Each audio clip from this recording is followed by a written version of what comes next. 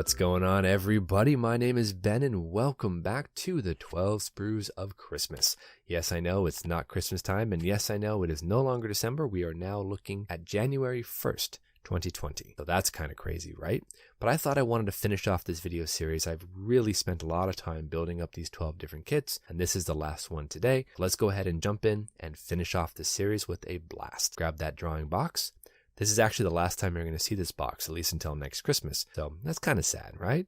But we have had so much fun with all of these different kits. We finished off the first row, the second row, and now we have one left on the third row. Day number 12, the finale. Here we have 3 possible potential draws that we could pull from this box, so I have no idea what we're going to get. But let's punch on through, feel around on the inside here, figure out what our last kit's going to be. And the finale is going to be, oh yes, Joe, we got it. It's the MiG-25 1/144 scale by Revell. I've actually been really looking forward to building this kit, and I wasn't sure if it was going to show up in the rotation, but it has. So I know Joe's going to be pleased about that, and I am too. Now, the Revell box, of course, is fairly standard. I'm not sure. This might be a slightly older kit, or maybe a rebox of another brand. I'm not sure. But we have a 1/144 scale MiG-25, and I don't think the detail is going to be all that crazy. But let's go ahead and dive on in and just check out the plastics and see what we have in store for us. Like most Revell kits, we have a single poly bag. All the parts and pieces are right in there. I have noticed, though, no internal details whatsoever. There is no cockpit in this, which is strange, but also not strange. The rest of the aircraft looks pretty detailed. I love the fact that they have nicely recessed panel lines, so I'm happy about that. The instruction manual looks fairly similar to most Revell kits I have built so far. A little less detail on each of the different steps, but that's okay. I think this is, like I said, an older kit. So let's go ahead and jump right on in, guys. We have a lot of work to do on this. I want to end this off with a bang, so let's go ahead and cue up a time lapse, get that music cranking, and get this thing built. Let's do it.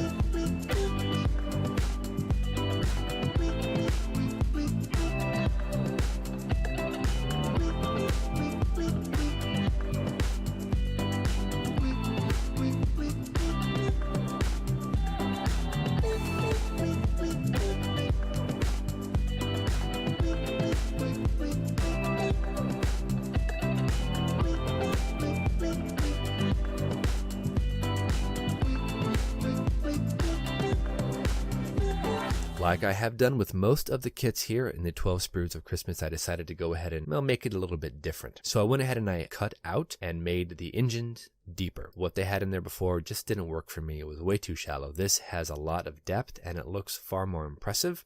I'm happy about that. Though I did accidentally nick one of the sides of the burner cans, so I had to replace that with a sheet of styrene. No big deal. It looks fine. You're not really going to notice it once I paint it up. That's all good. I also had a real heck of a time with the front wheel bay door. It just would not fit where I needed it to go. It was just too thick, and I decided to make my own with a piece of plastic art. So I think that looks all right. Now moving on to the other areas of the aircraft. The fit is decent. We do have a few issues here and there. It's a very simple little kit. Most of the parts here, though, I haven't noticed any issues with them. This is a 1/144 scale kit, so it's not like we're going to get some crazy amounts of detail here, So that's fine. I'm going to go ahead and continue the build, though. We do have to put the vertical stabilizers on and those lower hull fins. Those have to go on as well. Also, we've got the wing pylons for the missiles. We've got a lot of little extra parts and pieces we need to go ahead and install, plus paint, priming, the whole work. So go ahead and get back into that time lapse and get the rest of this thing built up, and let's get it painted.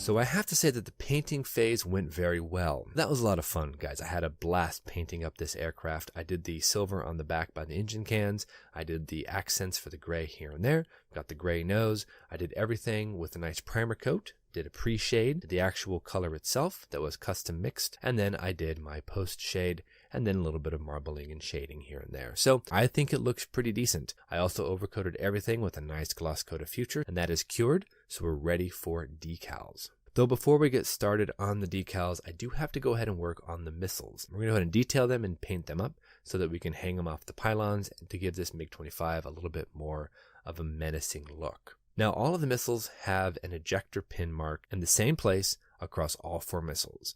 Now to fill that, we're going to go ahead and use some super glue. We're just going to drop that right into that ejector pin mark. Nothing that crazy. Once it's dry, we can come back, sand it down with our jeweler file, maybe polish it out with a little bit of sandpaper if necessary. And then we're going to paint everything. We're going to paint them all white. We're going to have a dark gray band around the middle of the missile, as well as little gray squares on all of the very ends of the fins there for each missile. So there's a lot of work to be done in terms of painting. Now we went ahead and overcoated the missiles in white. This is just a plain old flat white by Tamiya.